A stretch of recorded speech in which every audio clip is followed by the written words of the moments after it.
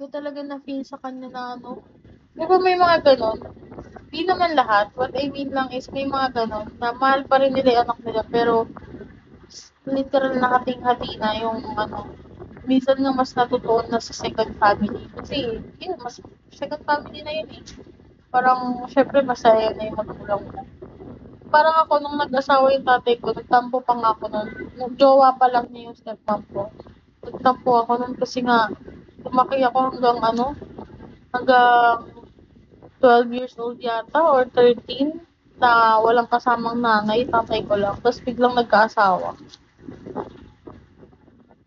Yun na, dalawa pamilya eh. Pero isang anak lang kasi ako ni mama at papa. Pero kasi, papa ko lang yung nakatuon sa akin. Kasi si mama, hindi naman na kami nag-uusap ni mama. Tapos, ano, ayun, parang di ko talaga sa kanya na-feel na, alam mo yun, hating-hati na rin yung moral. Kasi, parang mas minsan, hi, no, yes. Parang minsan din, parang mas priority pa rin ako ng tatay ko. Kasi konting ano ko lang, talagang, alam mo yun, may ano yung tatay ko sa ko talaga na hindi niya pinaramdam sa akin yun, in short. Pero priority niya rin yung mga kapatid ko, don't get me wrong. What I mean is, sobrang pantay lang. Minsan nga parang sobrang pantay, tas minsan parang mas nafe-feel ko pa, mas sobra pa yung akin, mas prayo niya pa ako. Ganun. Kaya yun, parang wala talaga akong masabi sa tatay. Kasi asawa ko sige na tatay.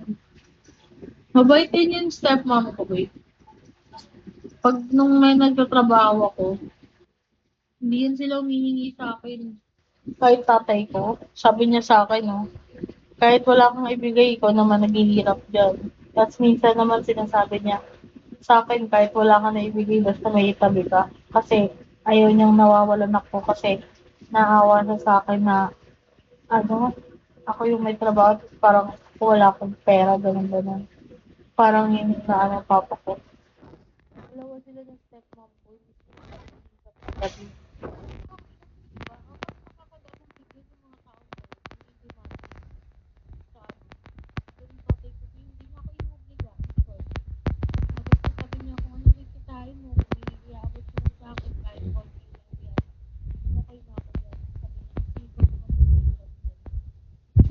Parang gano'n.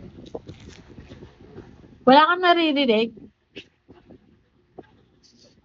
Wait lang. Okay na? Okay na be?